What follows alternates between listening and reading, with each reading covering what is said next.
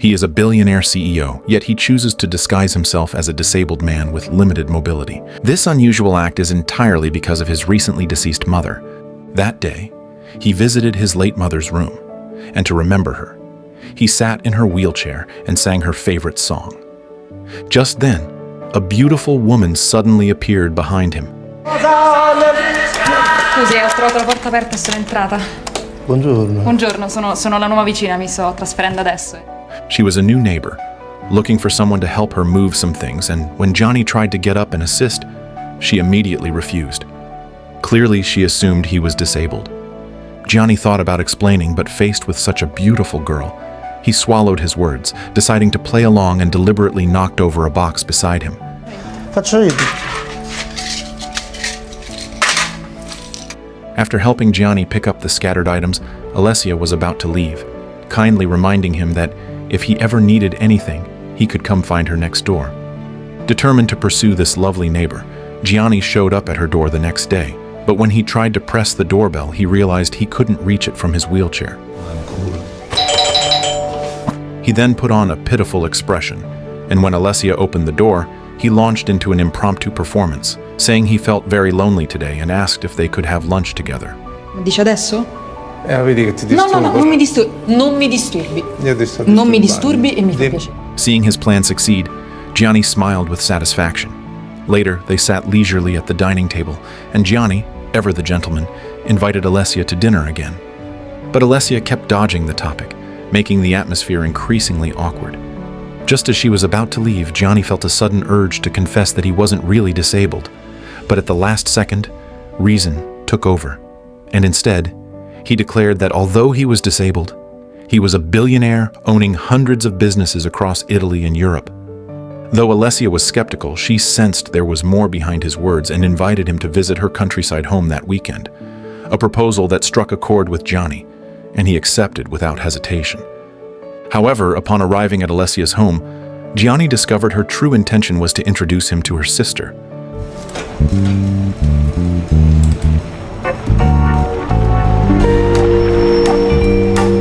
Kiara's fresh and pure beauty was like the first light of dawn, instantly stirring Gianni's heart, but the smile on his face soon froze. Seeing Kiara take a wheelchair out of the car, Gianni felt like he'd been struck by lightning, and when he looked around, everyone had a knowing smile. It was in that moment Gianni realized, in this game of love, he was the prey. At the dinner table, Gianni and Kiara were seated together, but throughout the entire meal, Gianni was as if shackled by invisible chains, unable to utter a single word. After dinner, they were arranged to enjoy the view outside, and during their conversation, Gianni learned that Kiara was a violinist who also enjoyed playing baseball. While Kiara spoke enthusiastically, Gianni seemed lost in another world, weighed down by complex emotions. Little did he know this girl would go on to change his life forever. Later, he told his friends about the encounter, praising Kiara's beauty, but admitting he couldn't develop romantic feelings for her. His friends mocked him, saying he'd never win Kiara's heart, which only fueled Gianni's competitive spirit. Che vi scommettete? He quickly took action, leaving a message for Kiara, hoping to see her again. To his surprise, Kiara showed up at his company the very next day, catching him off guard. In a panic, Gianni scrambled onto his desk to maintain his act, but fortunately, Kiara noticed nothing unusual. Kiara then invited him to watch her baseball game, and Gianni agreed without hesitation. On the field, Gianni witnessed another side of Kiara. Her eyes sparkled with determination and strength, as if defying the chains of fate, and Gianni was deeply moved by her spirit. After the game, Gianni invited Kiara to dinner, but unexpectedly found himself at a gathering for disabled individuals. Feeling completely out of place, Gianni struggled to blend in, doing his best to keep up appearances. That night, he woke up from a restless sleep, haunted by images of those disabled people, unable to bear this life of deception any longer. He needed to win Kiara's heart and end this bet as soon as possible. By chance, Gianni came across a concert announcement online, and the performer was none other than Kiara. He immediately bought tickets, planning to surprise her. Outside the concert hall, Gianni spotted an elderly man's electric wheelchair and bought it at a high price, happily riding it to the event. But what he didn't expect was the thunderous applause that erupted as soon as Kiara appeared on stage. As the music began, Kiara immersed herself in her performance, blooming under the spotlight like a flower basking in the sun, radiant and confident. For her, physical limitations seemed nothing more than a passing breeze. Kiara's music deeply touched Johnny once again, making him realize that true strength does not come from a perfect body, but from a brilliant soul. Johnny was overwhelmed with excitement and instinctively stood up from his wheelchair, drawing a surprised glance from an elderly woman nearby. As the concert ended, Gianni was already waiting quietly at the door. Ma che ci fai qua? Passavo per caso, ho digitato concerti Torino, eccomi qua. Pazzesco il concerto, bravissimo. Kiara was delighted to see him, and they headed to a music-themed restaurant. Unlike before, Gianni was unusually talkative, and since meeting Kiara, he had never encountered such a strong and captivating woman. However, beneath this joy was a lingering sadness. Gianni wanted to confess his secret to Kiara, but feared that revealing the truth would make him lose her. This emotional conflict made his feelings all the more complex and delicate. Late at night, they strolled down the pedestrian street in their wheelchairs. Kiara took off her shoes, spread her arms, and reveled in the sensation of freedom. Gianni gently took Kiara's hand, leading her through the streets, their shadows intertwining under the night sky like a gentle poem. Every smile and every shy blush from Kiara made Gianni's heart flutter. Ci beviamo un ultimo bicchiere su da te. Sì. Her shy, rosy cheeks spoke louder than any words of love. Eventually, they reached a hotel, and as they stood at the door of her room, their eyes locked, the air filled with a subtle, indescribable tension. Kiara was completely immersed in this tender moment, unaware that behind this seemingly perfect encounter lay a hidden wager. But by now, Gianni had long forgotten his original purpose. He would frequently call Kiara, sharing with her the various challenges he faced at work, while Kiara would tell him about the little things in her daily life. One cozy evening, Gianni invited Kiara to his villa.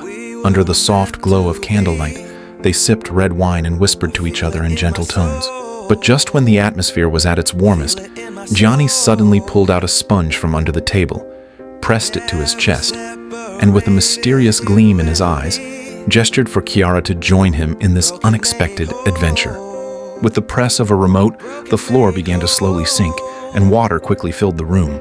What was once an ordinary candlelight dinner transformed into a unique, floating banquet. Kiara was deeply moved by Gianni's creativity. She had never imagined he would go to such lengths, allowing her to once again experience the sensation of standing atop gentle waves.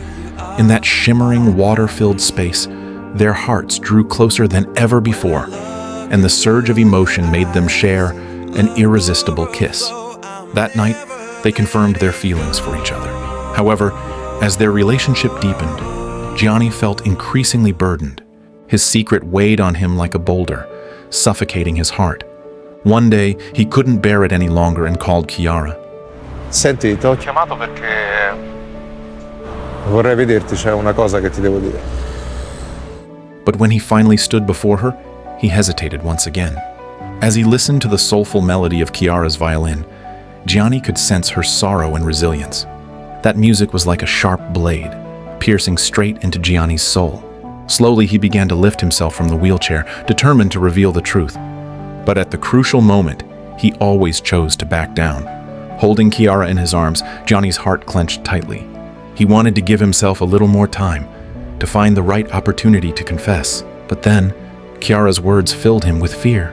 She revealed that after her car accident left her paralyzed, her ex-boyfriend had betrayed her. Quello mi ha ferito, il fatto che mi abbia mentito. Io una cosa non sopporto: le persone che dicono le bugie. Because of that, Kiara despised liars. And Gianni had been deceiving her all along, which made him even more afraid to come clean. Torn between honesty and deceit, Gianni decided to seek help. He invited his secretary and friends to a gathering, hoping to muster the courage to confess. But at the dinner table, his hesitation pushed his friends to their breaking point. Chiara, devo dirti una cosa. Oddio la soia! Oddio la soia! La soia! No, la soia. Dario, sì. Accompagni in bagno. Sì, certo. Still, Gianni couldn't take that crucial step.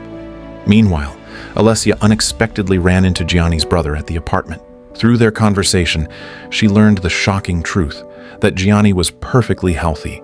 Enraged, Alessia stormed off to confront Gianni, slapping him across the face before ruthlessly exposing his lies. A guilty Gianni did not fight back, but Alessia was determined to tell her sister the truth. Panicking, Gianni leapt from his wheelchair and chased after Alessia, desperate to explain. He admitted to deceiving everyone, but insisted his feelings for Kiara were genuine. He pleaded with Alessia to let him confess to Kiara himself, but Alessia refused to listen. Helpless, Gianni went to the ballroom and sought his father's help. He asked how he could reveal the truth without losing Kiara. His father suggested taking Kiara to Lourdes, a place known for its miracles, where countless patients sought hope and healing. Perhaps, during a moment of prayer, Gianni could stand up before Kiara, creating a miracle that might save their love. Meanwhile, Alessia found Kiara and subtly urged her to stay away from Gianni. But Kiara appeared lost in thought, her expression unreadable. At that moment, Gianni called, warmly inviting Kiara to visit Lourdes with him the next day. Alessia couldn't understand why they needed to go there.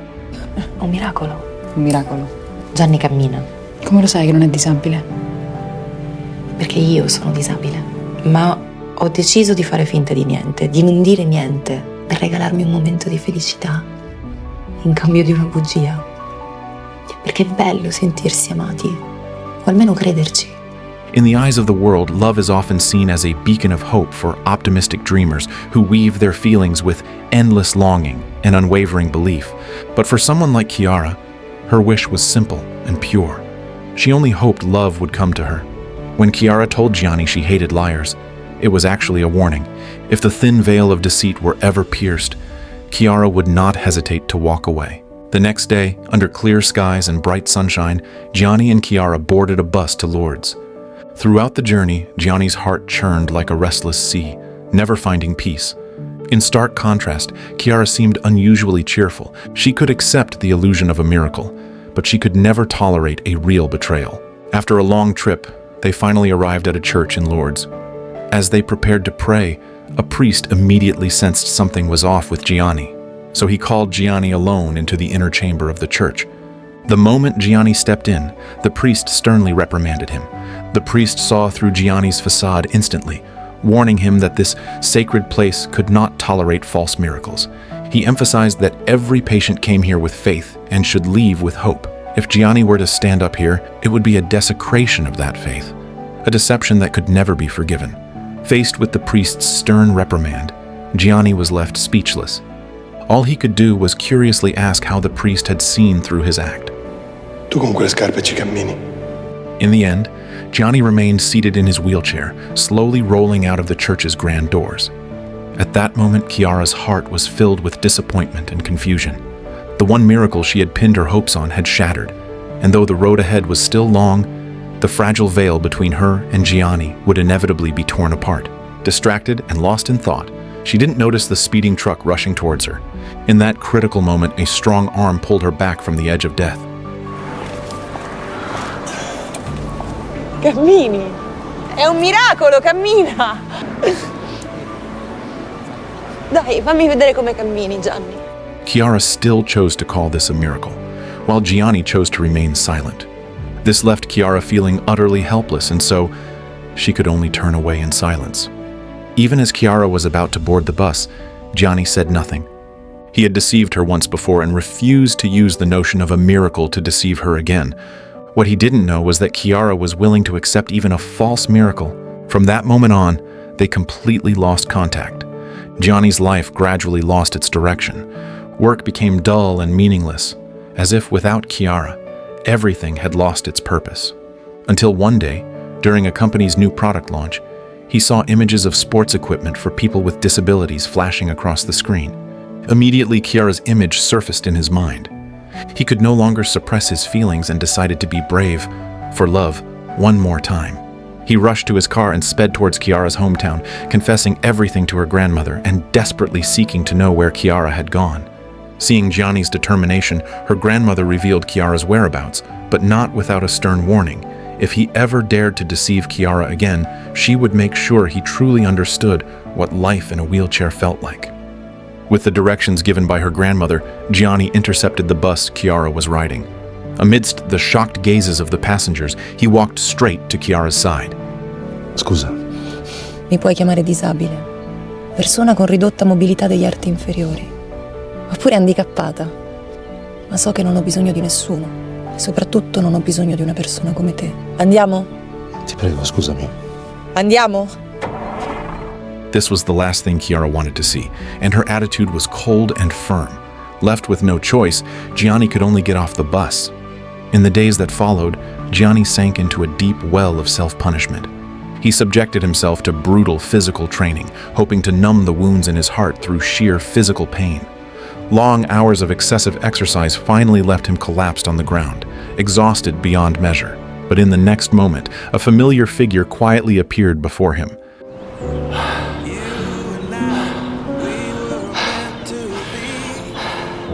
Though Kiara could not accept the reality of his lie, she was willing to meet a brand new Gianni with a fresh heart, a Gianni who was, simply, himself. This is the true essence of love. It is not about changing the other person to fit your expectations, but about accepting and cherishing each other as you are. Even if everything exceeds the initial imagination, as long as the love in your heart remains unwavering, it will shine with a brilliance all its own.